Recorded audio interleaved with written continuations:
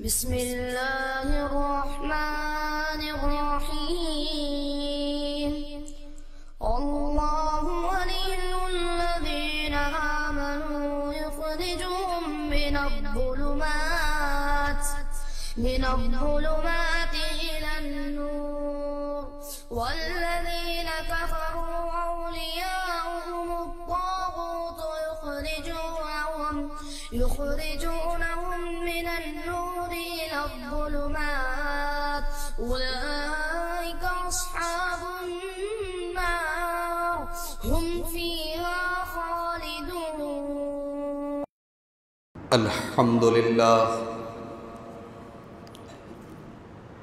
نحمده ونستعينه ونستغفره ونعوذ بالله من شرور أنفسنا ومن سيئات أعمالنا من يهده الله فلا مضل له ومن يضلل فلا هادي له وأشهد أن لا إله إلا الله وحده لا شريك له وأشهد أن محمدًا عبده ورسوله. يا أيها الذين آمنوا اتقوا الله حق تقاته ولا تموتن إلا وأنتم مسلمون. يا أيها الناس اتقوا ربكم الذي خلقكم من نفس واحدة وخلق منها زوجها وبث منهما رجالا كثيرا ونساء واتقوا الله الذي تساءلون به والأرحام إن الله كان عليكم رقيبا. يا أيها الذين آمنوا اتقوا الله وقولوا قولا سديدا يصلح لكم أعمالكم ويغفر لكم ذنوبكم ومن يطع الله ورسوله فقد فاز فوزا عظيما.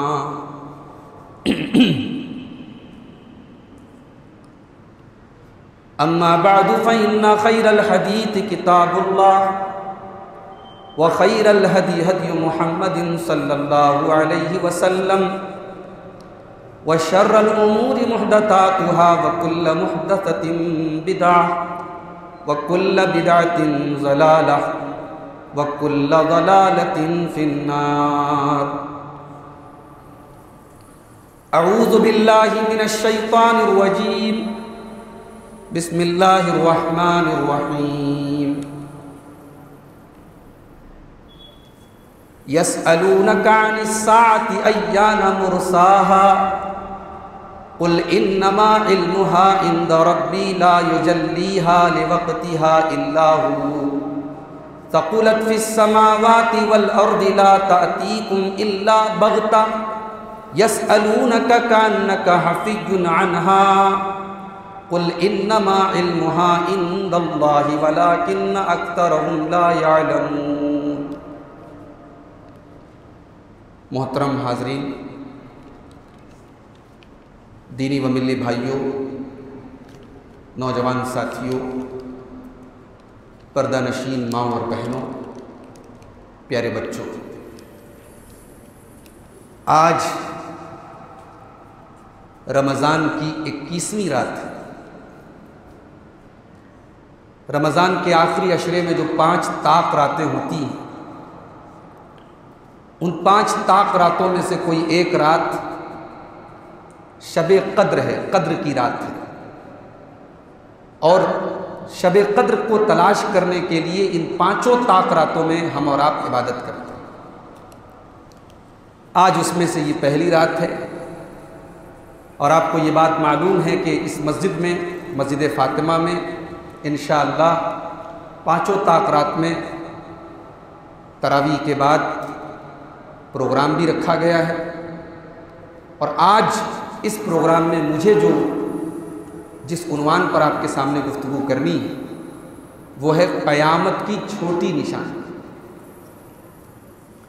سب سے پہلے تو یہ سمجھ لیجئے کہ قیامت کب آئے گی اس کا ایگزیکٹ علم کسی کو نہیں. اللہ تبارک و تعالیٰ نے کچھ چیزوں کا علم صرف اپنے پاس رکھا، اس میں سے ایک قیامت بھی ہے۔ قیامت کب آئے گی اس کا بالکل سٹیک وقت جو ہے وہ صرف اللہ کو پتہ ہے۔ سورہ لقمان کی آخری آیت کو یاد کیجیے، 5 چیزوں کو اللہ تعالیٰ نے ذکر کیا ہے سورہ لقمان کی آخری آیت، اور یہ 5 چیزیں وہ ہیں جن کو حدیثوں کے اندر غیب کی کنجی کہا گیا ہے۔ غیب کی کنجی صرف اللہ کے پاس۔ ان اللہ عندہ علم الساعہ وَيُنَزِّلُ الْغَيْثَ وَيَعْلَمُ مَا فِي الْأَرْحَامِ وَمَا تَدْرِي نَفْسٌ مَاذَا تَكْسِبُ غَدًا وَمَا تَدْرِي نَفْسٌ بِأَيِّ أَرْضٍ تَمُوتُ۔ 5 چیزوں کا علم صرف اللہ کو۔ قیامت کب آئے گی اللہ کو معلوم ہے، بارش کب ہوگی، کتنی ہوگی، کہاں ہوگی، اللہ کو معلوم ہے۔ وَيَعْلَمُ مَا فِي الْأَرْحَامِ، رحم مادر کے اندر کیا ہے، ماں کے پیٹ میں کیا ہے، لڑکا ہے یا لڑکی، تو آج میڈیکل سائنس کے ذریعے بھی پتہ چل جاتا ہے، لیکن قرآن نے یہ نہیں کہا کہ لڑکا ہے یا لڑکی، یہ اللہ کو پتہ ہے۔ قرآن نے کہا وَيَعْلَمُ مَا فِي الْأَرْحَامِ، ماں کے پیٹ میں کیا ہے یہ اللہ کو پتہ ہے۔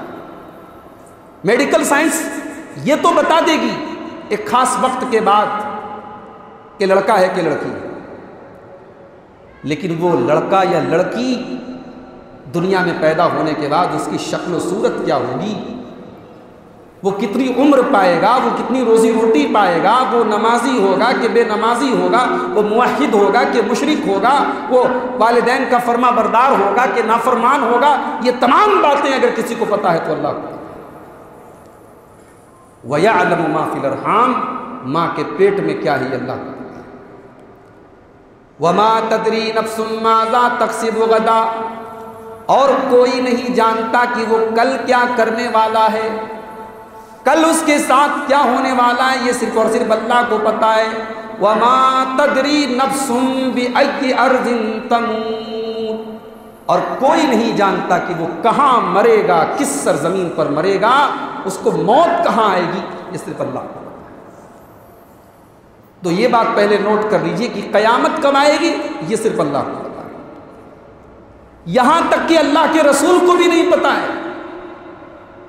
سورہ اعراف کی جو آیت کریمہ میں نے آپ کے سامنے پڑھی، ذرا اس آیت کو آپ دیکھیں۔ یسألونک عن الساعۃ ایان مرساہا، اے میرے نبی لوگ آپ سے سوال کرتے ہیں کہ قیامت کب آئے گی۔ قل انما علمها عند ربی، اے نبی آپ جواب دے دیجئے قیامت کا علم تو میرے رب کے پاس ہے، قیامت کب آئے گی یہ میرے رب کو پتہ ہے، اللہ کو پتہ ہے۔ لا یجلیها لوقتها الا هو، اور قیامت کو اپنے وقت پر اللہ تعالیٰ سامنے لے آئے گا، قیامت جس دن آنی رہے گی اللہ تعالیٰ سامنے لے آئے گا۔ ثقلت فی السماوات والارض، اور یہ قیامت جب آئے گی تو زمین و آسمان کے لیے بڑی بھاری ہوگی، بڑی مشکل ہوگی، بڑی بھاری ہوگی قیامت۔ قیامت زمین و آسمان تباہ و برباد ہو جائیں گے جب قیامت آئے گی۔ لا تأتیکم الا بغتۃ، اور یہ قیامت بالکل اچانک آئے گی۔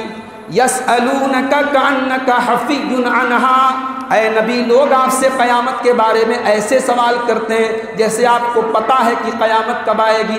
قل انما علمها عند اللہ، اے نبی آپ صاف جواب دے دیجئے کہ قیامت کا علم تو صرف اللہ کے پاس ہے، قیامت کا علم صرف اللہ کے پاس ہے۔ اسی لیے وہ حدیث آپ صحیح مسلم کی 8 نمبر کی حدیث آپ دیکھیے، حضرت جبرائیل علیہ السلام اللہ کے رسول کے پاس انسان کی شکل میں آئے، اور کس لیے آئے تھے؟ صحابہ کو دین سکھانے کے لیے آئے تھے۔ حضرت جبرائیل ایک انسان کی شکل میں آئے اور اللہ کے نبی سے بڑے امپورٹنٹ سوال کیے، بڑے اہم سوال کیے۔ اسلام کس کو کہتے ہیں، ایمان کس کو کہتے ہیں، احسان کس کو کہتے ہیں؟ انہی سوالوں میں سے ایک سوال حضرت جبرائیل نے یہ بھی کیا تھا، یا محمد اخبرنی عن الساعہ، اے محمد یہ بتائیے قیامت کب آئے گی؟ اللہ کے نبی نے کیا جواب دیا؟ آپ نے فرمایا مل مسئول عنہا بأعلم من السائل، جس سے سوال کیا جا رہا ہے وہ سائل سے زیادہ نہیں جانتا ہے۔ جتنا سوال کرنے والے کو پتا ہے اتنا ہی مجھے بھی پتا ہے، جتنا تم جانتے ہو اتنا میں جانتا ہوں، تم سے زیادہ میں نہیں جانتا۔ تو پہلی بات یہ نوٹ کر لیجیے کہ قیامت کا ایگزیکٹ علم صرف اللہ ہے، لیکن ہاں قیامت کی کچھ نشانیاں اللہ تعالیٰ نے مقرر کی ہیں جو وقت وقت پر آئیں گی۔ ان نشانیوں کو علماء نے آسانی کے لیے دو کیٹیگری میں بانٹا ہے، ایک قیامت کی چھوٹی نشانیاں اور ایک قیامت کی بڑی نشانیاں۔ قیامت کی چھوٹی نشانیاں وہ ہیں جو گزر چکی ہیں یا گزر رہی ہیں، اور قیامت کی بڑی نشانیاں وہ ہیں جو بالکل قیامت کے قریب آئیں گی، جیسے حضرت عیسیٰ علیہ السلام کا دنیا میں آنا، جیسے زمین سے چوپائے کا نکلنا، جیسے دجال کا ظاہر ہونا، جیسے یاجوج اور ماجوج کا نکل کر کے زمین میں فساد مچانا، یہ تمام چیزیں قیامت کی بڑی نشانیوں میں سے آئیں گی۔ ہم بڑی نشانیوں پر آج بات نہیں کریں گے، ہم اس پر بات کریں گے انشاءاللہ پرسوں کے درس میں، 23 تاریخ کے درس میں ہم بات کریں گے۔ آج ہم بات کریں گے قیامت کی چھوٹی نشانیوں کے بارے میں۔ سب سے پہلا سوال تو یہ ہے کہ ہم قیامت کی نشانیوں کے بارے میں کیوں جانیں؟ کیا فائدہ ہے؟ قیامت کی نشانیوں کے بارے میں پڑھ کر کے، سن کر کے، بیان کر کے فائدہ کیا ہے؟ اس کا سب سے پہلا فائدہ یہ ہے کہ جب ہم قیامت کی نشانیوں کے بارے میں پڑھتے ہیں اور سنتے ہیں تو ہمارا ایمان مضبوط ہوتا ہے، ہمارے دل میں یہ یقین اور مضبوط ہوتا ہے کہ ہم جو اشہد ان محمد رسول اللہ کا جو کلمہ پڑھتے ہیں، جو آواز ہم بلند کرتے ہیں، وہ کلمہ بالکل صحیح ہے، کیونکہ اللہ کے رسول صلی اللہ علیہ وسلم نے جو نشانیاں بتائی ہیں قیامت کے کہ وہ ایک ایک کر کے ظاہر ہو رہی ہیں، اس کا مطلب کہ آپ اللہ کے سچے رسول ہیں، آپ کی رسالت پر ہمارا ایمان اور مضبوط ہو جاتا ہے۔ اور قیامت کی نشانیوں کو جاننے کا ایک فائدہ اور بھی ہے۔ اسٹوڈنٹ کو اگر یہ پتا ہو کہ ایگزام قریب ہے تو اسٹوڈنٹ تیاری کرتا ہے۔ جب ہم کو یہ پتا چل جاتا ہے کہ قیامت قریب ہے اور ایک ایک کر کے نشانیاں ظاہر ہو رہی ہیں تو پھر ہمارے دل میں ایک جذبہ پیدا ہوتا ہے کہ ہم تیاری کریں، ہم اللہ سے ڈریں۔ اسی لیے اللہ کے نبی فرماتے ہیں بادروا بالاعمال فتنا كقطع الليل المظلم، اے میرے صحابہ ایک ایک کر کے فتنے ظاہر ہوتے چلے جائیں گے، جیسے اندھیری رات میں آسمان میں اندھیرے میں کالے کالے ٹکڑے نظر آتے ہیں، رات کے اندھیروں کے ٹکڑوں کی طرح ایک ایک کر کے فتنے ظاہر ہوتے چلے جائیں گے۔ اے میرے صحابہ ایسے حالات میں تم نیکیوں میں سبقت کرو، تم نیکیوں میں جلدی کرو، تم نیکی کرنے میں تاخیر نہ کرو۔ تو جب آدمی قیامت کے بارے میں جانے گا، اس کی نشانیوں کے بارے میں جانے گا تو اس کے اندر عمل کرنے کا جذبہ پیدا ہوگا، توبہ کرنے کی فکر پیدا ہوگی کہ نہیں صاحب قیامت قریب ہے، نشانیاں ظاہر ہو رہی ہیں، چلو اب توبہ کرنے کا وقت آ گیا، ہم توبہ کریں۔ اسی لیے اللہ تعالیٰ سورہ محمد کی آیت نمبر 18 میں فرماتا ہے فَهَلْ يَنظُرُونَ إِلَّا السَّاعَةَ أَن تَأْتِيَهُمْ بَغْتَةً، یہ کافر لوگ تو اس انتظار میں کہ قیامت اچانک آ جائے، یہ تو قیامت کا انتظار کر رہے ہیں۔ اے نبی ان کو جواب دے دو فقد جاء اشراطها، تم قیامت کا انتظار کیوں کر رہے ہو؟ قیامت کی نشانیاں تو ایک ایک کر کے سامنے آتی چلی جا رہی ہیں، قیامت کی نشانیاں تو ظاہر ہوتی چلی جا رہی ہیں۔ فَأَنَّا إِذَا جَاءَتْهُمْ ذِكْرَاهُمْ، تو اے مکہ کے کافروں جب قیامت آ جائے گی پھر تم نصیحت حاصل کر کے بھی کیا کرو گے؟ جس دن سورج پچھم سے مغرب سے نکلے گا، پورب کے بجائے پچھم سے نکلے گا، اس دن پھر کوئی توبہ کرے گا بھی تو اس کی توبہ اللہ تعالیٰ قبول نہیں کرے گا۔ اس لیے اس وقت کے آنے کے پہلے ہمیں اور آپ کو قیامت کی تیاری کریں۔ اسی لیے آپ قرآن کریم کے 17ویں پارے کی پہلی آیت دیکھیں، اقترب للناس حسابهم وهم في غفلة معرضون، او لوگو تم کتنے بڑے نادان ہو، تمہارے حساب کا ٹائم تو قریب آ چکا ہے لیکن پھر بھی تم غفلت میں پڑے ہوئے ہو۔ قیامت قریب آ چکی ہے، کئی نشانیاں قیامت کی تم دیکھ چکی ہو اور دیکھ رہے ہو، پھر بھی تم حساب کے بارے میں، قیامت کے بارے میں تم غفلت میں پڑے ہوئے ہو۔ اقترب للناس حسابهم وهم في غفلة معرضون، حساب کا وقت قریب آ چکا ہے پھر بھی تم غفلت میں پڑے ہوئے۔ تو آئیے اب شروع کرتے ہیں قیامت کی چھوٹی نشانیاں۔ سب سے پہلی جو نشانی قیامت کی ظاہر ہوتی ہے وہ اللہ کے پیارے نبی صلی اللہ علیہ وسلم کا اس دنیا میں آنا۔ اللہ کے نبی دنیا میں آئے، اب قیامت قریب ہو گئی۔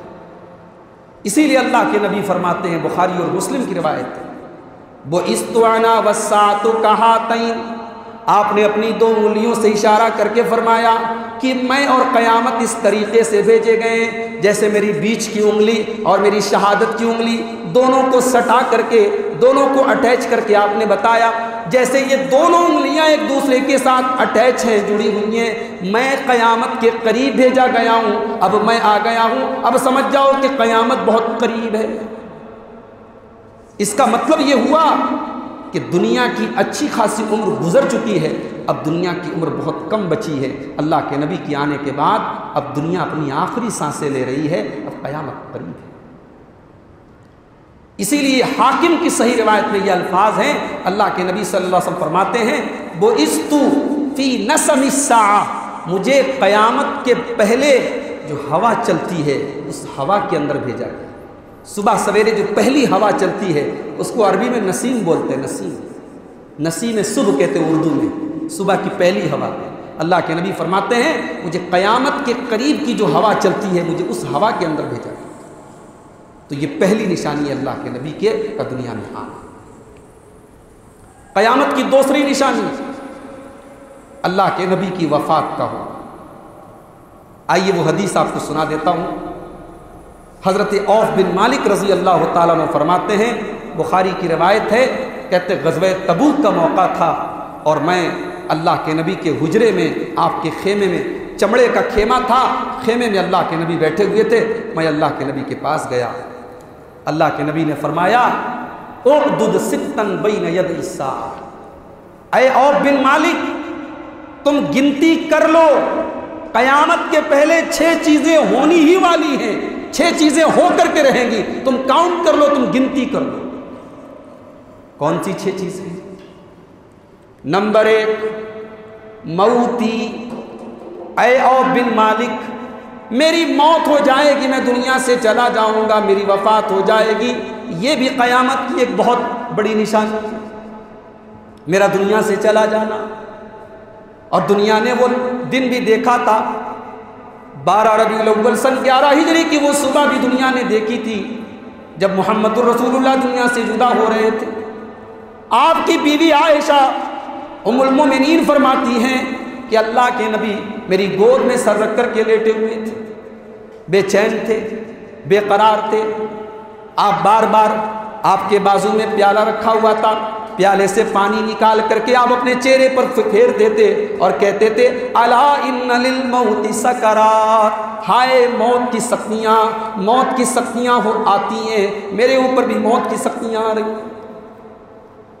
موت کی سختیوں کو اللہ کے نبی محسوس کر رہے تھے۔ دونوں ہاتھ آپ نے ہوا میں اٹھائے اور آپ نے فرمایا، اللہم بالرفیق الاعلی، اے اللہ تو رفیق اعلیٰ ہے، تو سب سے اعلیٰ رفاقت والا اور ساتھ دینے والا ہے، اے اللہ تو اپنی رفاقت میں مجھ کو بلا لے، اے اللہ تو اپنے پاس مجھ کو بلا لے۔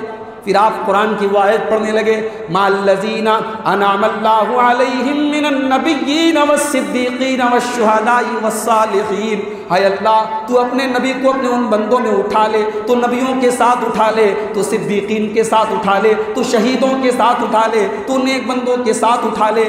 یہ دعا کر رہے ہیں اللہ کے نبی، اور اتنا کہتے کہتے آپ کے ہاتھ زمین پر گر جاتے ہیں اور آپ اس دار فانی سے کچھ نہیں جاتے۔ امت کے اوپر اس سے بڑا غم کوئی نہیں آیا، اس سے بڑی مصیبت کوئی نہیں آئی۔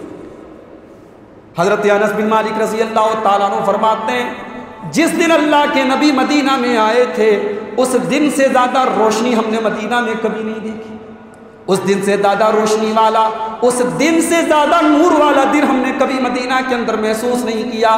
اور جس دن اللہ کے رسول کا انتقال ہوا، جس دن اللہ کے رسول کی وفات ہوئی، اس دن سے زیادہ تاریک دن، اس دن سے زیادہ اندھیرے والا دن، اس دن سے زیادہ خراب دن ہم نے نہیں دیکھا۔ اور جب ہم نے نبی کی مٹی دی تھی، ہم نے نبی کی قبر میں مٹی ڈالی تھی، ہم نے اپنے ہاتھوں کو جھاڑا، انکرنا قلوبنا، تو نبی کی مٹی دیتے وقت ہمیں اپنے دلوں کی دنیا بدلی ہوئی معلوم ہوئی. اب نبی دنیا میں نہیں ہے، اب جبریل کا آنا بند ہو چکا ہے، اب دل کی دنیا بدلی بدلی محسوس ہو رہی تھی.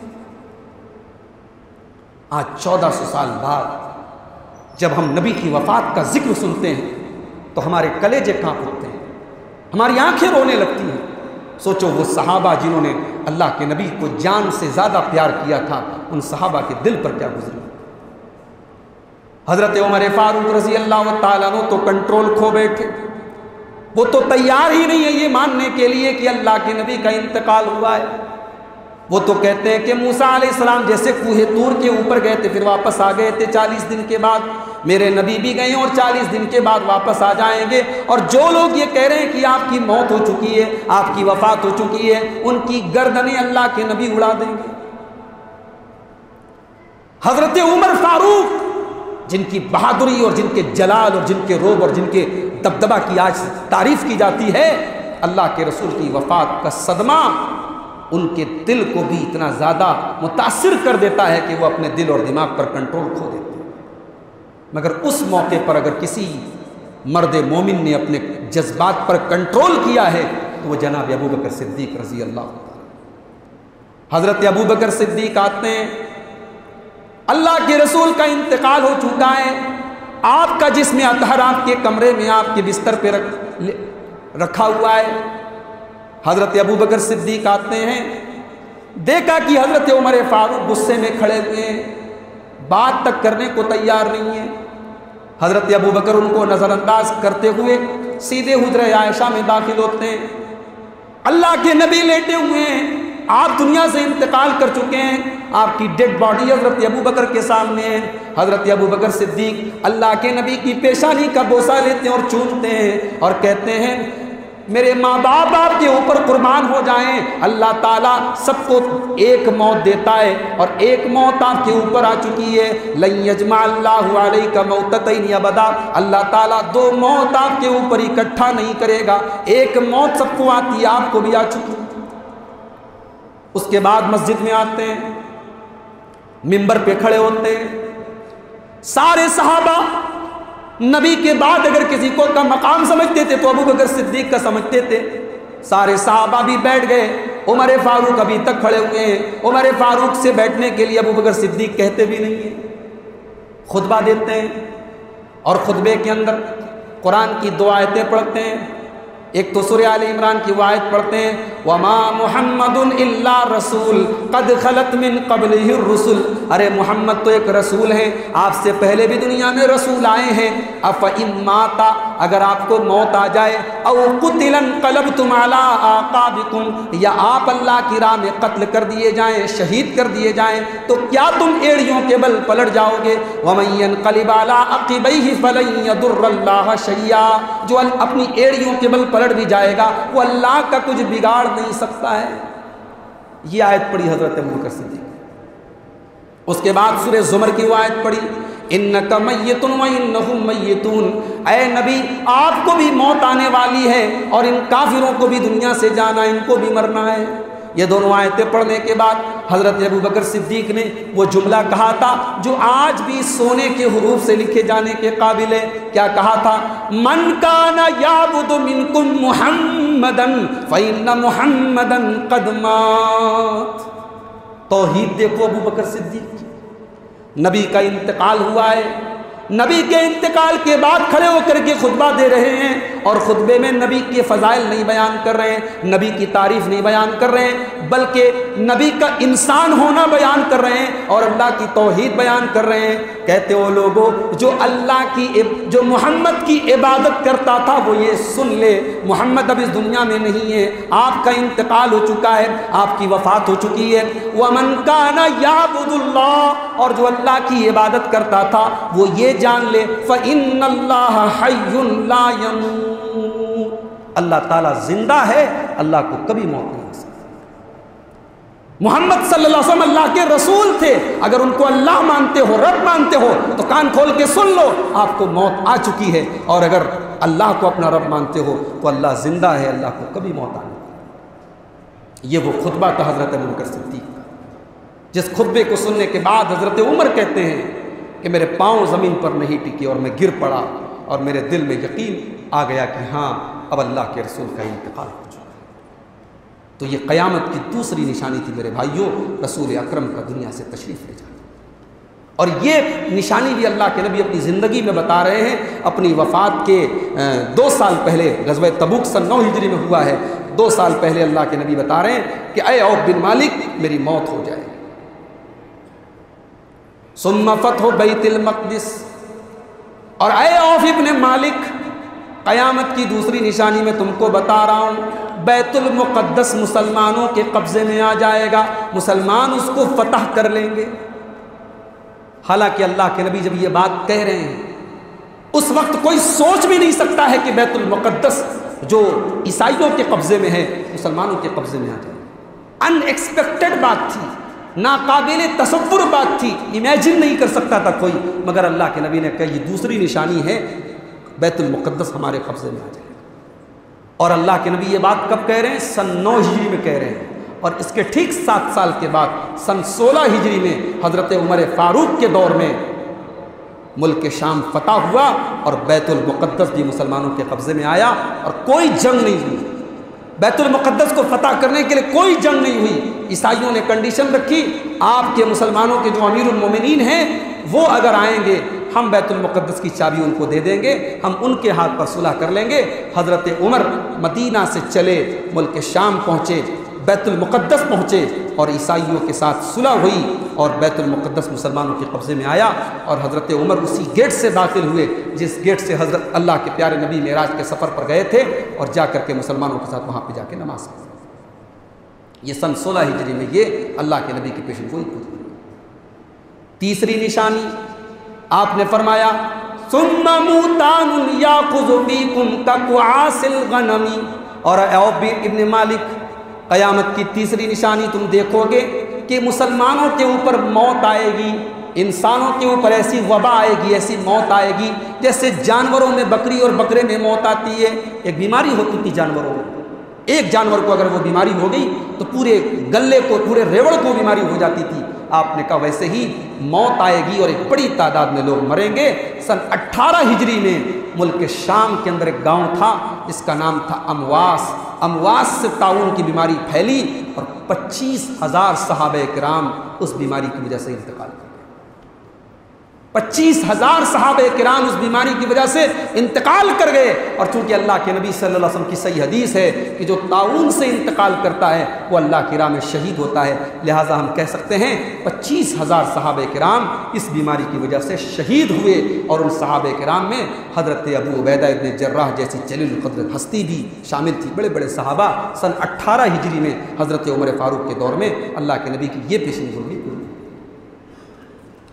اس کے بعد آپ نے فرمایا ثم استفاضۃ المال، پھر مال بہت زیادہ ہو جائے گا، لوگوں کے پاس مال و دولت کی کثرت ہو جائے گی، اتنا زیادہ مال ہو جائے گا حتی یعطی الرجل 100 دینار، ایک انسان کو 100 دینار دیا جائے گا، فیظل ساخطا، پھر بھی اس کا چہرہ لٹکا ہوا ہوگا، اس کا منہ بنا ہوا ہوگا، وہ 100 دینار پانے کے بعد بھی خوش نہیں ہوگا۔ یہ بات اللہ کے نبی کب کہہ رہے ہیں؟ غزوہ تبوک کے موقع پر کہہ رہے ہیں۔ غزوہ تبوک کی ذرا ہسٹری اٹھا کے دیکھو، یہ وہ غزوہ ہے جس غزوے میں صحابہ اتنی پریشانی اٹھا کر کے جاتے ہیں کہ ایک ایک کھجور کو 3 لوگ مل کر کے چوستے ہیں، ایک ایک کھجور کو 3 صحابہ مل کر کے چوستے ہیں۔ اور حالات یہاں تک پہنچ گئے کہ جس اونٹ کی سواری کر رہے تھے اس اونٹ کو ذبح کر کے اور اس کے گوشت اور اس کی چربی سے کام چلانا پڑا تھا۔ ان حالات میں اللہ کے نبی کہہ رہے ہیں مال اتنا زیادہ ہو جائے گا، اتنا زیادہ ہو جائے گا کہ 100 دینار کسی کو دیا جائے گا تب بھی وہ ناراض رہے گا، اس کو 100 دینار کی کوئی اہمیت نہیں پتہ لگے گی۔ اللہ کے نبی کی یہ پیشن گوئی بھی پوری ہوئی۔ حضرت عمر بن عبدالعزیز کا دور آپ دیکھیے، حضرت عمر بن عبدالعزیز کے دور میں اتنا پیسہ لوگوں کے پاس ہو گیا تھا، لوگ زکوٰۃ لے کر کے نکلتے تھے اور کوئی زکوٰۃ لینے والا نہیں ملتا تھا، لوگ صدقہ لے کر کے نکلتے تھے، کوئی صدقہ لینے والا نہیں ملتا تھا۔ یہ الگ بات ہے، آج کا دور پھر بدل گیا ہے، آج مسلمانوں میں پریشانی اور غربت کے حالات آ گئے ہیں، لیکن ہم یہ سمجھتے ہیں کہ اگر زکوٰۃ کو صحیح طریقے سے مسلمان اپنے مال کی زکوٰۃ نکالیں تو شاید مسلمانوں میں غریبی ختم ہو جائے۔ اگر ہم اپنے مال کی صحیح زکوٰۃ نکالیں اور صحیح صدقہ اور خیرات دیں تو انشاءاللہ یہ غریبی ختم ہو سکتی ہے. لیکن آج ہماری لاپرواہی کی وجہ سے مسلمانوں کا ایک بڑا طبقہ آج بھی غریب ہے. لیکن قیامت کے پہلے ایک بار پھر ایک ایسا دور آئے گا جب لوگوں کے پاس مال و دولت کی اتنی فراوانی ہوگی کہ زکوٰۃ دینے والا زکوٰۃ لے کر کے نکلے گا مگر اس کی زکوٰۃ کو کوئی وصول کرنے والا، کوئی ایکسیپٹ کرنے والا نہیں. تو اللہ کے نبی نے فرمایا میری موت ہوگی، بیت المقدس فتح ہوگا اور اس کے بعد ایسی بیماری پیدا ہوگی کہ لوگ بالکل جانوروں کی طرح مریں گے. اور اس کے بعد چوتھی نشانی آپ نے بیان کی، مال بہت زیادہ ہوگا. اس کے بعد آپ نے فرمایا ثم فتنۃ، پھر اے عوف ابن مالک ایک بہت بڑا فتنہ آئے گا. لا یبقى بیت من العرب الا دخلته، عرب کا کوئی گھر ایسا نہیں ہوگا جس گھر میں وہ فتنہ داخل نہیں ہو جائے گا. فتنہ کس کو کہتے ہیں؟ فتنہ کہتے ہیں اس چیز کو جو انسان کے دین اور ایمان کے لیے آزمائش بن جائے. عثمان غنی کا دور آیا. حضرت عثمان غنی کے دور میں ایک جماعت پیدا ہو گئی جو ان کے خلاف پروپیگنڈا کرنے لگی. پھر اسی جماعت کے لوگوں نے عثمان غنی کو شہید کر ڈالا. پھر حضرت علی کا دور آیا. حضرت علی کے دور میں حضرت علی کے درمیان اور حضرت عائشہ اور حضرت طلحہ اور زبیر کے درمیان جنگ ہوتی ہے جس کو جنگ جمل کہا جاتا ہے. پھر ایک اور خطرناک جنگ ہوتی ہے جس کو جنگ صفین کہا جاتا ہے. مسلمانوں کے درمیان آج تلواریں چل رہی ہیں، قتل و خون خرابہ ہو رہا ہے. یہی وہ فتنہ تھا جس کی طرف جناب محمد رسول اللہ صلی اللہ علیہ وسلم نے اشارہ کیا تھا.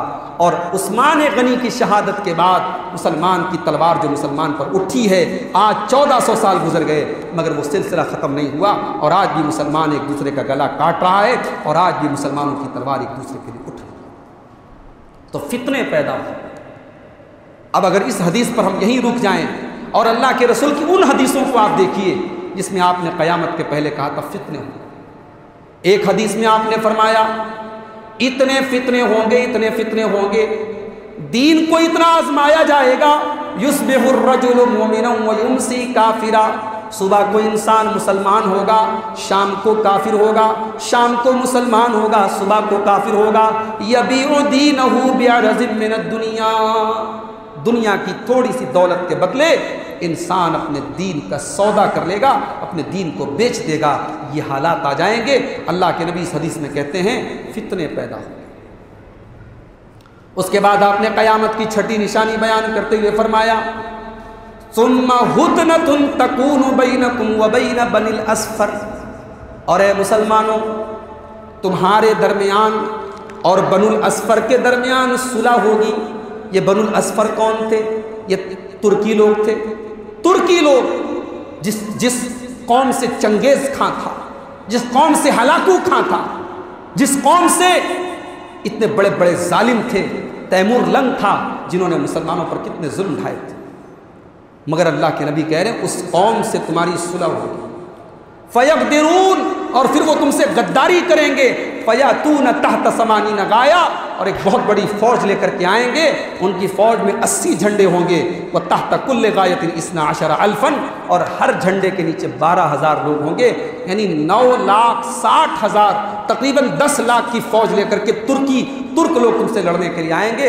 آپ اسلام کی ہسٹری اٹھا کے دیکھیے، مسلمانوں کے اوپر حملہ کیا تھا تاتاریوں نے اور مسلمانوں کی اینٹ سے اینٹ بجائی تھی. بغداد کو تباہ کر دیا تھا. خلیفہ مستعصم کو قتل کر دیا تھا. دریائے دجلہ کا پانی مسلمانوں کے خون سے لال ہو گیا تھا. مسلمانوں کی کتابوں کو جلا دیا گیا تھا. ان کی کتابوں سے دریا کا پانی کالا ہو گیا تھا. ظلم و ستم کی وہ داستان آج بھی تاریخ کے اندر موجود ہے. مگر اللہ تعالیٰ نے پھر ہدایت دی اور وہی اسلام لائے، اور پھر اسی سے عثمانی حکومت اور عثمانی خلافت انہی ترکوں میں سے بنی. اور جو جا کر کے 1924 میں آخری جو خلیفہ تھا عثمانی خلیفہ، وہ جب اس کی حکومت ختم ہوئی تب یہ خلافت کا سلسلہ ختم ہوا. تو اللہ کے نبی نے اس حدیث میں اشارہ کیا ہے کہ ترکوں سے تمہاری بہت بڑی جنگ ہونے والی ہے، اور ترکوں سے جنگ ہوئی تھی. اور آگے بڑھیے. قیامت کی ایک نشانی اللہ کے نبی نے یہ بھی فرمائی تھی لا تقوم الساعة حتى تقتتل فئتان عظیمتان من المسلمین. قیامت اس وقت تک نہیں آئے گی جب تک مسلمانوں کی 2 جماعتوں کے درمیان جنگ نہیں ہوگی. مسلمانوں کی دو جماعتیں آپس میں جنگ کریں گی، دعواہما واحدہ، دونوں لا الہ الا اللہ پڑھنے والے اور محمد الرسول اللہ پڑھنے والے ہوں گے، دونوں جماعتیں اسلام پر ہوں گی، دونوں جماعتیں حق پر ہوں گی، لیکن آپس میں لڑیں گی۔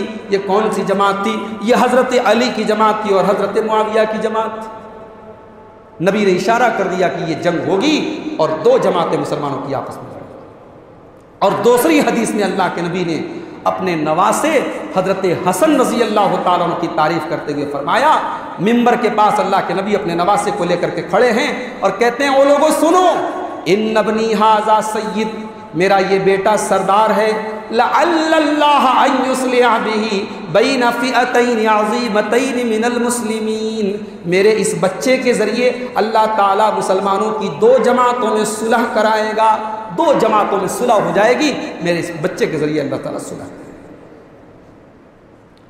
اور وہ صلح ہوتی ہے سن 40 ہجری میں، جب حضرت حسن رضی اللہ تعالیٰ عنہ حضرت معاویہ کے ہاتھ پہ صلح کرتے ہیں، اور جو 5 سال سے لڑائی چل رہی تھی، جنگ چل رہی تھی، وہ جنگ ختم ہوتی ہے اور اس کے بعد مسلمانوں میں امن و سکون آتا ہے۔ تو اللہ کے نبی نے اس کو بھی قیامت کی ایک نشانی بیان کیا تھا۔ قیامت کی ایک نشانی یہ بھی ہوگی کہ بہت سارے جھوٹے نبی پیدا ہوں گے۔ لا تقوم الساعة حتى يبعث دجالون كذابون قریب من 30، آپ نے فرمایا قیامت نہیں آئے گی جب تک 30 کے قریب جھوٹے نبی پیدا نہیں ہوں گے۔ 30 کے قریب، علماء نے لکھا ہے کہ یہاں 30 کی گنتی کو اللہ کے نبی نے بیان کیا ہے، اس کا یہ مطلب نہیں کہ 31 نہیں ہو سکتے، 30 آپ نے بیان کیا ہے، 30 سے زیادہ بھی ہو سکتے۔ 30 جھوٹے نبی پیدا ہوں گے اور ہر نبی یہ دعویٰ کرے گا کہ میں اللہ کا سچا نبی ہوں۔ اللہ کے نبی کی زندگی کے آخری دور میں مسیلمہ کذاب نام کا جھوٹا نبی پیدا ہوا، جس کو حضرت ابوبکر کے دور میں ختم کیا گیا۔ پھر اسود عنسی نام کا ایک جھوٹا نبی پیدا ہوا، پھر سجاہ نام کی ایک عورت نے اپنے آپ کو نبی کہا، پھر مختار ثقفی نے نبوت کا دعویٰ کیا، پھر جھوٹے نبیوں کی ایک لمبی لائن ہے، اور آخر میں ہندوستان کی سرزمین پر مرزا غلام احمد قادیانی کے نام سے ایک جھوٹا نبی پیدا ہوا۔ مولانا ثناء اللہ امرتسری، اللہ غریق رحمت کرے، مولانا ثناء اللہ امرتسری کے ساتھ اس کا مباہلہ ہوا۔ مرزا غلام احمد قادیانی نے خود مباہلہ کیا اور اپنے اخبار میں چھپوایا کہ میں بہت تنگ آ گیا ہوں ثناء اللہ کے فتووں سے اور ثناء اللہ کی باتوں سے، میں مباہلہ کرتا ہوں اور میں اللہ کو گواہ بنا کے کہتا ہوں کہ اے اللہ، جو ہم میں سے سچا ہے، سچے کی زندگی میں جھوٹے کو موت آ جائے، اور موت بھی ایسی آئے کہ بدترین موت آئے۔ اور دنیا نے دیکھا کہ مرزا غلام احمد قادیانی 1906 میں ہیضے کی بیماری میں لیٹرین کرتے ہوئے، لوز موشن کرتے ہوئے مرتا ہے، اور شیخ ثناء اللہ امرتسری رحمۃ اللہ علیہ 1948 میں بٹوارے کے بعد پاکستان میں جا کر کے ان کا انتقال ہوتا ہے۔ دنیا نے چشم فلک میں یہ چیز دیکھی، کون سچا تھا اور کون جھوٹا۔ تو جھوٹے نبی پیدا ہوں گے جو نبوت کا جھوٹا دعویٰ کریں۔ قیامت کی ایک نشانی یہ بھی ہے کہ علم دین دنیا سے اٹھا لیا جائے گا اور جہالت پھیلتی چلی جائے گی۔ اللہ کے پیارے نبی فرماتے ہیں، ان من اشراط الساعہ، قیامت کی ایک نشانی یہ بھی ہے، ان یثبت الجہل، کہ جہالت پھیل جائے گی، وَيُرْفَعَ الْعِلْمُ، اور علم کو اٹھا لیا جائے گا۔ اب سوال پیدا ہوتا ہے کہ علم کو کیسے اٹھایا جائے گا؟ میں 2 حدیث آپ کو سنانے جا رہا ہوں کہ علم کو کیسے اٹھایا جائے گا۔ پہلی حدیث بخاری کے اندر موجود ہے، صحیح بخاری کی 100 نمبر کی حدیث ہے۔ اللہ کے پیارے نبی فرماتے ہیں، ان اللہ لا یقبض العلم انتزاعا ینتزعہ من العباد، اللہ تعالیٰ دنیا سے علم کو اچانک نہیں اٹھائے گا، وَلَٰكِن يَقْبِضُ الْعِلْمَ بِقَبْضِ الْعُلَمَاء، بلکہ اللہ تعالیٰ دنیا سے علماء کو اٹھا لے گا، حَتَّى إِذَا لَمْ يُبْقِ عَالِمًا، یہاں تک کہ جب علماء نہیں بچیں گے، اتَّخَذَ النَّاسُ رُؤُوسًا جُهَالًا، تو لوگ جاہلوں کو اپنا مفتی بنا لیں گے۔ آج یوٹیوب پر لائن لگی ہے فتویٰ دینے والوں، آج فیس بک کے اوپر لائن لگی ہے فتویٰ دینے والوں، اور سب کو پتہ ہے پبلک کی پاپولیرٹی کیسے حاصل کی جاتی ہے۔ کوئی سیکس کے مسائل بیان کر رہا ہے، کوئی عورتوں کے مسائل بیان کر رہا ہے، کوئی پاکی ناپاکی کے مسائل لے کر کے بیٹھا ہے۔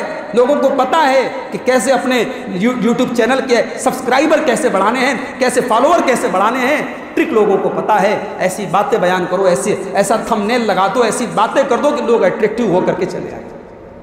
ये हो रहा है आज। और जो बेचारे बड़े बड़े उलमा हैं, जो जय्यद उलमा हैं, उनको कोई पूछ नहीं रहा है।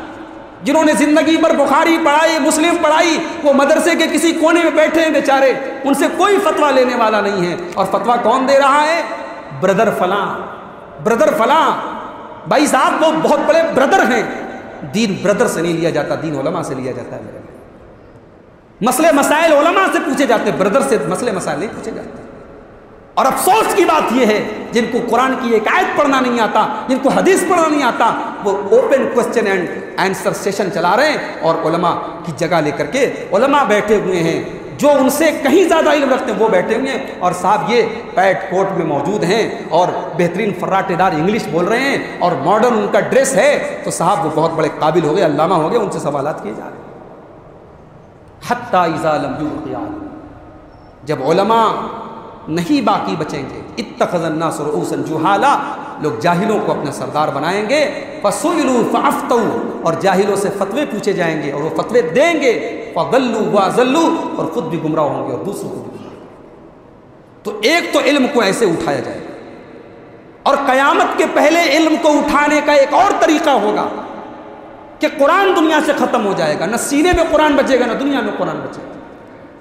आइए वो हदीस भी आपको सुना देता हूँ। इब्न माजा की रवायत है, अल्लाह के नबी फरमाते हैं, यदरुसुल इस्लाम कमा यदरुसु वश्युसौ, जैसे इंसान के कपड़े में दाग लगा हो और दाग हट जाता हो, निकल जाता हो, ऐसे इस्लाम दुनिया से मिटता चला जाएगा। हत्ता ला युद्रा मा सलातुन वला सियामुन वला नुसुकुन वला सदका, यहाँ तक कि ऐसा दौर आ जाएगा लोगों को ये भी पता नहीं होगा नमाज किसको कहते हैं, रोज़ा किसको कहते हैं, कुर्बानी किसको कहते हैं, सदका खैरात किसको कहते हैं, लोग ये भी भूल जाएंगे। वल युस्रा अला किताबिल्लाहि फी लैलतिन, और रातों रात अल्लाह ताला दुनिया से कुरान को उठा देगा। सारी दुनिया में जितना कुरान मौजूद है सब कुरान गायब हो जाएगा। हाफिजों के सीने से कुरान खत्म, दुनिया की लाइब्रेरियों से किताब कुरान खत्म, अल्लाह अपनी किताब को उठा दे। एक कुरान की एक आयत भी दुनिया में नहीं बाकी बचेगी। सोचो कैसा दौर होगा। अल्लाह के नबी फरमाते हैं, फिर जो बूढ़े लोग होंगे, जो बहुत बूढ़े लोग और बूढ़ी औरतें होंगी, वो आपस में कहेंगी कि हमारे बाप दादा एक कलमा पढ़ते थे, वही कलमा हम भी पढ़ते हैं। यानी उस कलमे की अहमियत क्या है, उस कलमे के तकाजे क्या हैं, ये भी लोगों को नहीं पता हो। बस बाप दादा कलमा पढ़ते थे, वही कलमा हम भी पढ़ते हैं, ला इलाहा इल्लल्लाह। ये कलमा हमने अपने बाप दादा से पाया है। ये दौर आ जाएगा, ये इतनी जहालत हो जाएगी। हज़रत अबू हुरैरा रज़ी अल्लाह, माफ़ कीजिए, हज़रत हुज़ैफ़ा इब्न यमान रज़ी अल्लाह ताला अन्हु हदीस के रावी हैं। जब वो हदीस बयान कर लेते हैं तो हज़रत सिला एक ताबई हैं, वो कहते हैं कि अय हुज़ैफ़ा, ये बताइए, जब ऐसा दौर आ जाएगा, नमाज के बारे में लोगों को पता नहीं है, कुर्बानी के बारे में लोगों को पता नहीं है, सदका खैरात के बारे में लोगों को पता नहीं है, तो क्या ला इलाहा इल्लल्लाह उनको फ़ायदा पहुँचाएगा? हज़रत अबू हुरैरा, हज़रत हुज़ैफ़ा ने पहले तो नज़रअंदाज किया। जब 2-3 बार उन्होंने सवाल किया तो हज़रत हुज़ैफ़ा ने कहा, तुनजीहिम मिनन नार, तुनजीहिम मिनन नार, तुनजीहिम मिनन नार। ऐ सिला, जब ऐसा दौर आ जाएगा तो सिर्फ ला इलाहा इल्लल्लाह के ज़रिए भी लोग जहन्नम से बचेंगे। उस दौर में ला इलाहा इल्लल्लाह ही कोई पढ़ ले, ये बहुत बड़ी बात होगी। ला इलाहा इल्लल्लाह लोगों को जहन्नम की आग से बचाएगा। जिस दौर में ये हालात आ जाएंगे कि नमाज, रोज़ा और कुर्बानी को लोग भूल जाएंगे और दुनिया से कुरान को उठा दिया जाएगा। इसी तरीके से क़यामत की एक निशानी ये भी है मेरे भाई कि दुनिया के अंदर बेपर्दगी और बेहयाई फैल जाएगी। वो हदीस अपने सामने रखिए, सही मुस्लिम किताबुल लिबास के अंदर वो हदीस मौजूद है। अल्लाह के प्यारे नबी सल्लल्लाहु अलैहि वसल्लम फरमाते हैं, सिनफान मिन अहलिन नार लम अरहुमा, 2 किस्म के लोग मेरी उम्मत में जहन्नमी होंगे, उनको मैंने अभी देखा नहीं है, वो बात के दौर में आएंगे। कौमुन माहुम सियातुन कअज़नाबिल बकरी यज़रिबून बिहन नास, एक तो वो लोग होंगे जिनके हाथ में गाय की दुम की तरह कोड़े होंगे और वो कोड़े से लोगों को मारेंगे। ان کے پاس پاور ہوگا، وہ پاور کا غلط استعمال کریں گے، مظلوموں اور مجبوروں کے گھر ڈھا دیے جائیں گے، ان کی دکانوں پر بلڈوزر چلا دیے جائیں گے، اپنی حکومت اور اپنے پاور کا مس یوز کیا جائے گا، ایسے ظالم لوگ آ جائیں گے۔ وَنِسَاءٌ كَاسِيَاتٌ عَارِيَاتٌ مُمِيلَاتٌ مَائِلَاتٌ، اور اللہ کے نبی فرماتے ہیں کہ اس دور میں عورتیں کپڑا پہننے کے باوجود ننگی ہوں گی۔ آج انسٹاگرام پر، آج فیس بک پر، آج واٹس ایپ پر ہمیں غیروں کا شکوہ نہیں ہے، آج مسلمان لڑکیاں، مسلمان گھروں کی لڑکیاں اپنے حسن کی نمائش کر رہی ہیں کہ نہیں، اور اب تو ننگے ہونے کا مقابلہ چلا ہے کہ ایسا کپڑا پہنو کہ باڈی کتنی نظر آ جائے، جسم کتنا نظر آ جائے، کتنا اپنے آپ کو ایکسپوز کیا جا سکتا ہے۔ آج تو مقابلہ اس پہ چل رہا ہے، کپڑا پہننے کے باوجود ننگی ہو۔ اللہ کے نبی نے اس ایک جملے میں فیشن کے نام پر ہمارے یہاں جو ٹائٹ کپڑے پہنے جاتے ہیں، جو ٹرانسپیرنٹ کپڑے پہنے جاتے ہیں، آستین پوری نظر آ رہی ہے، پیٹھ پوری نظر آ رہی ہے، جسم کے نشیب و فراز نظر آ رہے ہیں، آج فیشن کے نام پر ہمارے مسلمان گھروں میں لباس کے اندر جو گڑبڑی آئی ہے، اللہ کے نبی نے ایک جملے کے اندر سب کو سمیٹ دیا، کپڑا پہننے کے باوجود وہ عورتیں ننگی۔ ممیلات مائلات، وہ غیر مردوں کو اپنی طرف مائل کریں گی اپنے کپڑے سے، اپنی اداؤں سے، اپنے ناز و ادا سے، اپنی چال سے۔ مائلات، اور وہ بے پردہ لڑکیاں، وہ بے پردہ عورتیں جب وہ چلیں گی تو ان کی چال کے اندر ایک قسم کا ٹیڑھا پن ہوگا، ان کی چال فاحشہ عورتوں کی طرح ہوگی، ان کی چال سے پتہ لگ جائے گا یہ بے حیا عورتیں ہیں۔ رؤوسہن کاسنمۃ البخت المائلہ، اور ان کے ہیئر اسٹائل کیسے ہوں گے؟ فرمایا ان کے ہیئر اسٹائل بختی اونٹ کے کوہان کی طرح ہوں گے، جیسے بختی اونٹ کا کوہان ہوتا ہے ویسے ان کے بالوں کا اسٹائل ہوگا۔ لا يدخلن الجنہ، ایسی عورتیں جنت میں نہیں جائیں گی، اور جنت میں جانا تو بڑی دور کی بات ہے۔ ولا یجدن ریحہا، وہ جنت سے اتنی دور رکھی جائیں گی کہ جنت کی خوشبو بھی ان کے ناک تک نہیں پہنچ پائے۔ میری مائیں اور بہنیں اگر سن رہی ہیں، نبی کی حدیث پڑھ کے سنا رہا ہوں، صحیح مسلم کی حدیث۔ تراویح آپ نے پڑھی ہے، نماز آپ پڑھ رہی ہیں، لیکن اگر آپ کا لباس ایسا ہے تو جنت سے اتنا دور رکھا جائے گا کہ جنت کی خوشبو آپ کے ناک تک نہیں پہنچے گی۔ اب فیصلہ آپ کو کرنا ہے کہ آپ کو جنت میں جانا ہے یا جنت کی خوشبو سے بھی اپنے آپ کو دور رکھنا ہے۔ اسی طریقے سے قیامت کی ایک نشانی یہ بھی ہے، وَيَظْهَرُ الزِّنَا، زناکاری اور بدکاری پھیل جائے گی۔ کل تک تو یہ تھا کہ مسلمان لڑکی اور مسلمان لڑکے بھاگ رہے تھے، آج یہ ہو رہا ہے لڑکی کا نام نازیہ ہے، لڑکی کا نام عائشہ ہے، لڑکی کا نام ام سلمہ ہے، اور لڑکے کا نام وشال ہے، لڑکے کا نام دیپک ہے، اور بڑے فخر سے دونوں ہوٹلوں میں مل رہے ہیں، اور بڑے فخر سے دونوں ایک دوسرے کے ساتھ گلے میں گلے مل کر کے پارکوں میں مل رہے ہیں۔ یہ آج ہماری جو ہے جدید جو نسل ہے، جو ہماری نئی نسل ہے، وہ یہ کام کر رہی ہے۔ وَيَظْهَرُ الزِّنَا، زناکاری پھیل جائے گی۔ کتنی پھیلے گی، کتنی پھیلے گی؟ ذرا وہ حدیث آپ اپنے سامنے رکھیے جس کو علامہ البانی نے صحیح قرار دیا ہے، اور مسند ابو یعلا کے اندر وہ حدیث موجود ہے۔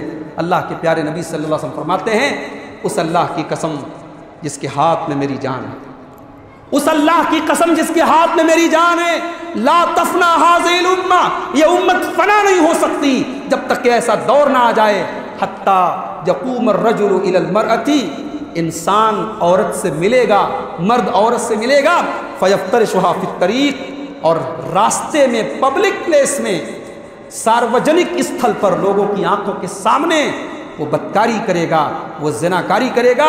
اور اس دور میں سب سے بڑا نیک آدمی وہ ہوگا جو یہ کہے گا، لو واریتھا وراء ھذا الجدار، کہ بھائی ذرا تم دیوار کے پیچھے چلے جاؤ، پبلک پلیس میں یہ کام مت کرو۔ پبلک پلیس میں لوگوں کے سامنے، لوگوں کی آنکھوں کے سامنے زناکاری ہوگی۔ وہ دور بھی آج انڈیا میں شاید آپ کو نظر نہیں آ رہا ہے، یورپین کنٹریز میں آ چکا ہے، اور انڈیا میں بھی دھیرے دھیرے حالات وہ آ رہے ہیں۔ تو یہ بھی قیامت کی ایک نشانی ہے کہ زناکاری کھلم کھلا کی جائے گی۔ اسی طریقے سے قیامت کی ایک نشانی یہ بھی ہے، اللہ کے پیارے نبی فرماتے، طبرانی کی روایت ہے، بین یدی الساعۃ یظہر الربا، قیامت کے پہلے سود اور بیاج کا کام بہت زیادہ ظاہر ہوگا۔ ابھی مجھ سے سوال کیا گیا تھا 2 دن پہلے تفسیر کے درس میں کہ شیخ صاحب مکان کو گروی 5 لاکھ 10 لاکھ روپیہ دے کر کے مکان کو گروی کے طور پر جو ہے لینا، اس کا کرایہ نہ دینا اور جب چاہے تب مکان خالی کر کے پیسہ واپس لے لینا، یہ شکل کیا ہے؟ اور میں نے دلائل سے سمجھایا تھا کہ یہ شکل حرام ہے اور یہ شکل بالکل وہی ہے جس کو شریعت میں سود اور بیاج کہا ہے، اور ہمارے یہاں عام بات ہے۔ ابھی مجھے کسی نوجوان نے بتایا کہ پورا محلہ اور مسلمانوں کی پوری بستی آج یہی حرام کام کر رہی ہے، مسلمانوں کے نوجوان لڑکے یہی بڈی اور یہی سود اور یہی سٹے بازی کے کام میں آج وہ لگے ہوئے ہیں۔ IPL کا کھیل کھیلا جا رہا ہے، تراویح کی نماز ہو رہی ہے اور مسجد میں موبائل لے کر کے اسکور دیکھا جا رہا ہے اور یہ دیکھا جا رہا ہے میں سٹا جیت رہا ہوں کہ سٹا ہار۔ جس قوم کا یہ حال ہے، جس قوم کے نوجوان مسجد میں تراویح کی نماز کے دوران بیٹھ کر کے سٹا کھیلیں، اور جس قوم کے نوجوان حرام کمائی کے ذریعے مکان اور دکان بنانے کی سوچیں، اس قوم پر اگر بلڈوزر چل رہے ہیں تو بہت حیرت کی بات نہیں ہے میرے بھائی۔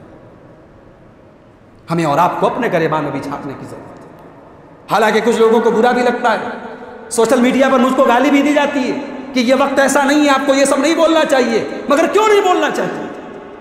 غزوہ احد میں نبی ساتھ میں ہیں، صحابہ موجود ہیں۔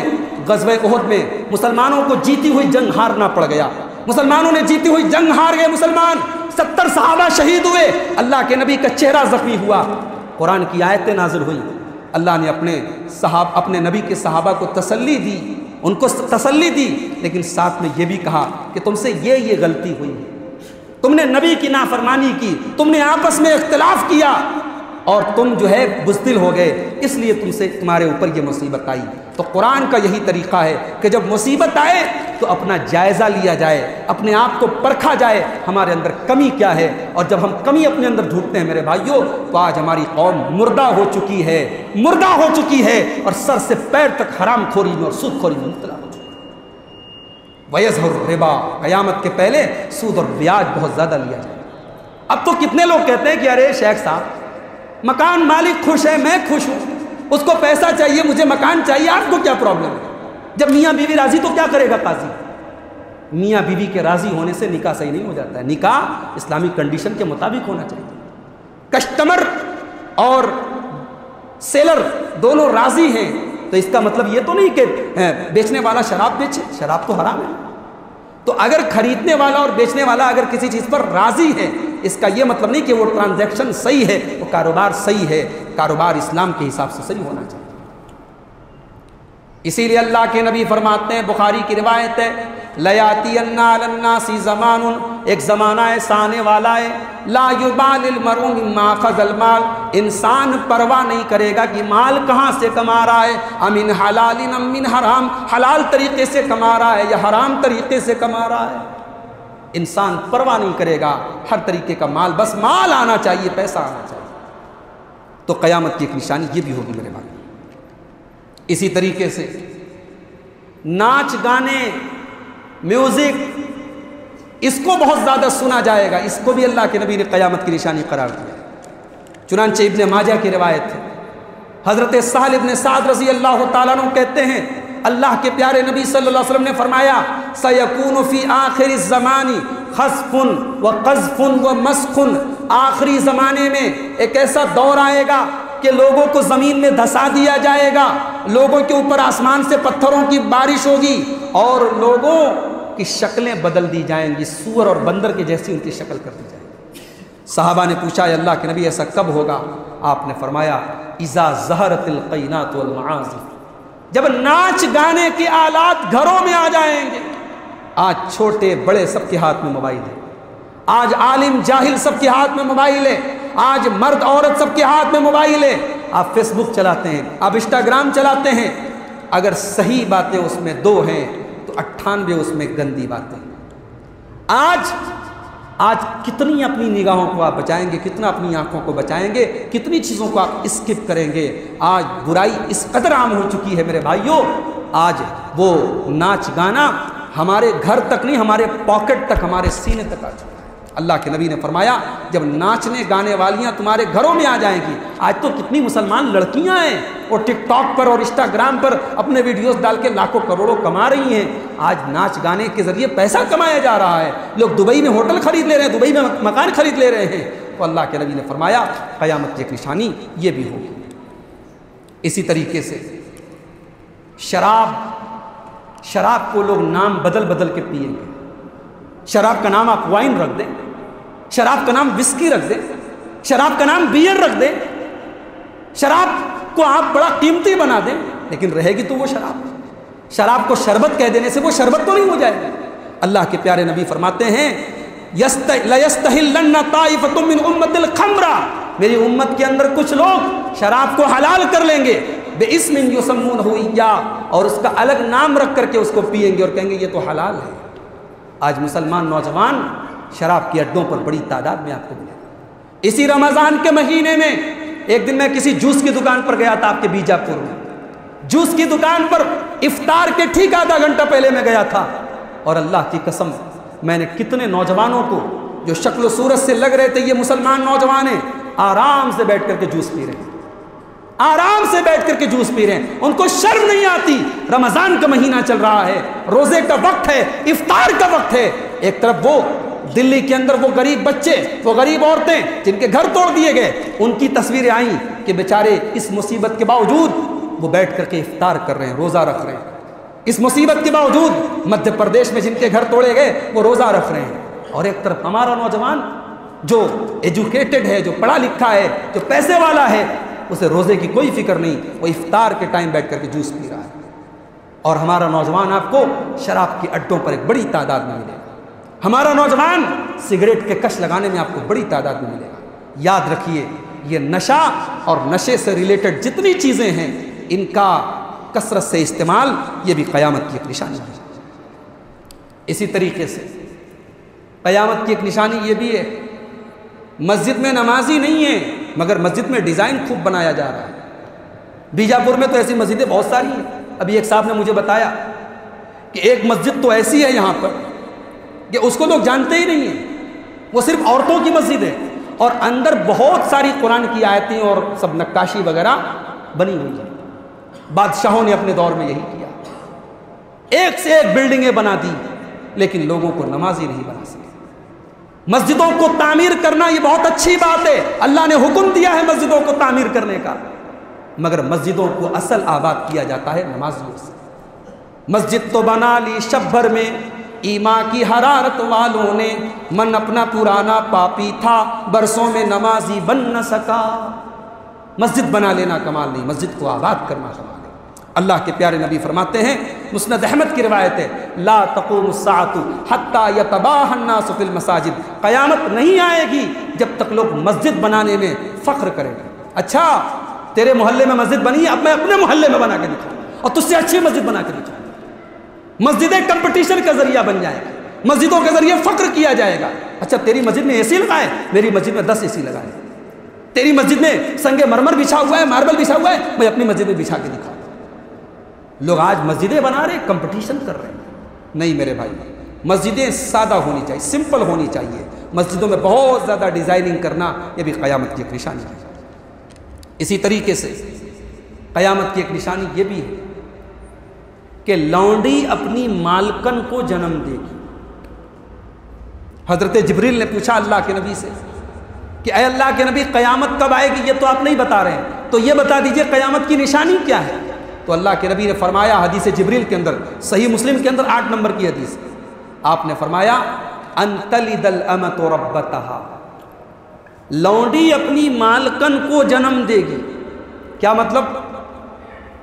مطلب یہ ہے کہ اولاد ماں باپ کی فرما برداری نہیں کرے گی، ماں باپ اولاد کی فرما برداری کرے گی۔ بچہ کما رہا ہے تو باپ بیچارہ بچے کا غلط کام بھی برداشت کرے، میرا بیٹا کما رہا ہے، کما رہا ہے تو بیٹا اگر رات میں شراب بھی پی کے آ رہا ہے تو باپ بیچارہ بول نہیں سکتا کیونکہ بیٹا کما رہا ہے۔ بیٹی اگر کما رہی ہے تو بے پردہ وہ گھوم رہی ہے، ماں کو کوئی اعتراض نہیں کیونکہ وہ کما رہی ہے۔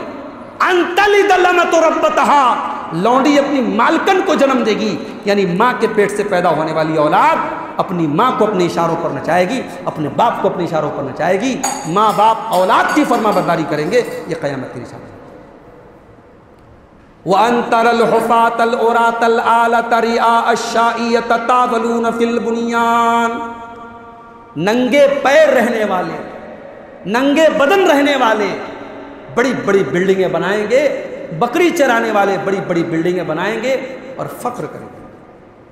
سعودی عرب کے وہ علاقے جہاں ریگستان تھا، جہاں لوگ بکریاں چراتے تھے، آج 5 اسٹار ہوٹل بنے ہوئے۔ دبئی کے اندر کیا تھا، آج 5 اسٹار ہوٹل بنے ہوئے ہیں۔ جو کل تک بکریاں چراتے تھے، جو بدو تھے، جن کو بات کرنے کی تمیز نہیں تھی، آج وہ کروڑ پتی اور ارب پتی بنے ہوئے ہیں۔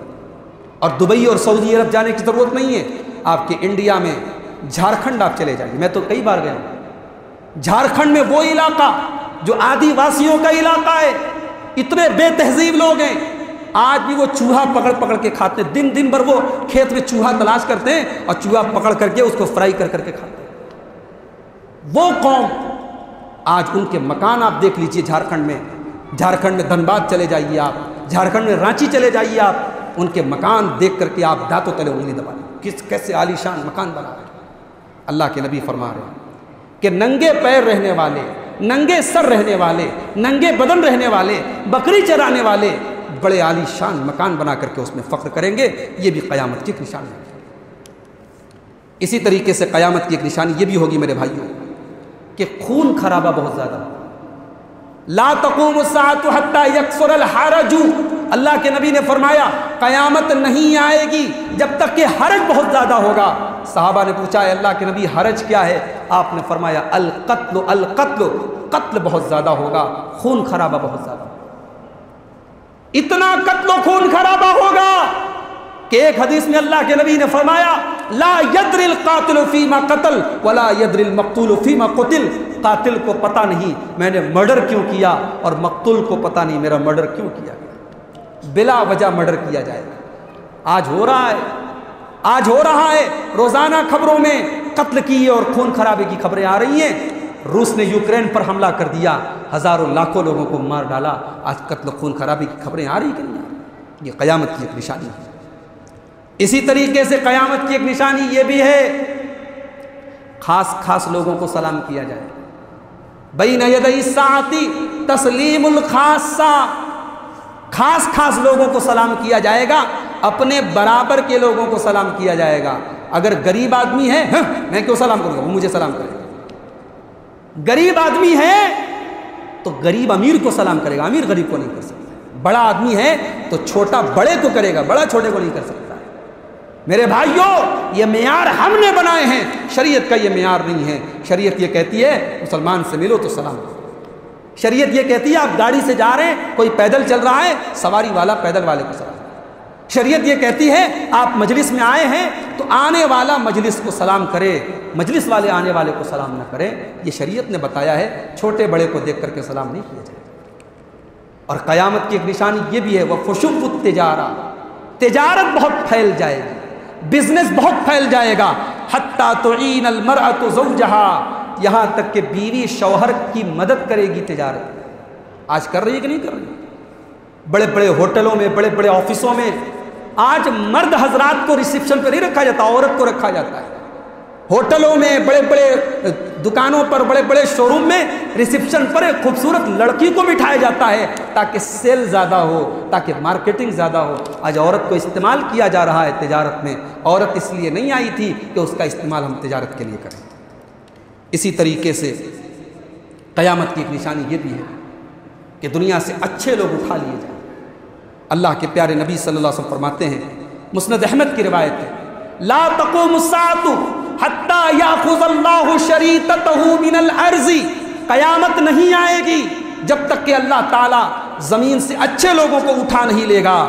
حتی یبقى فیہا اجاجۃ، یہاں تک کہ زمین میں گاربیج قسم کے، کوڑا کرکٹ ٹائپ کے، ردی ٹائپ کے لوگ بچیں گے۔ لا یعرفون معروفا ولا ینکرون منکرا، وہ کسی نیکی کو نیکی نہیں سمجھیں گے، کسی منکر کو برائی نہیں سمجھیں گے۔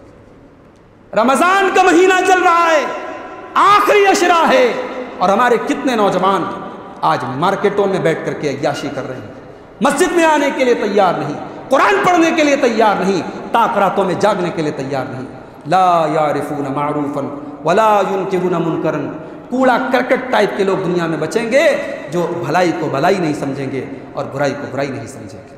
اور ترمذی کی ایک حدیث میں اللہ کے نبی نے فرمایا لا تقوم الساعۃ، قیامت اس وقت تک نہیں آئے گی حتی یکون اسعد الناس بالدنیا، دنیا میں سب سے اونچے پد پر، سب سے اونچی گدی پر وہ آدمی پہنچ جائے گا لوکا ابن لوکا، جو لوکا ہوگا، لوکا کا مطلب گھٹیا آدمی، گھٹیا آدمی، ایک نمبر کا خبیث آدمی، جس کا کیریکٹر نہیں، جس کا اخلاق نہیں، وہ منسٹر بن جائے گا، کسی دیش کا پردھان منتری بن جائے گا، کسی اسٹیٹ کا مکھیہ منتری بن جائے گا، کسی ملک کا بادشاہ بن جائے گا۔ جو کیریکٹر لیس ہوگا، جو گھٹیا ترین انسان ہوگا، وہ لوگوں پر راج کرے گا۔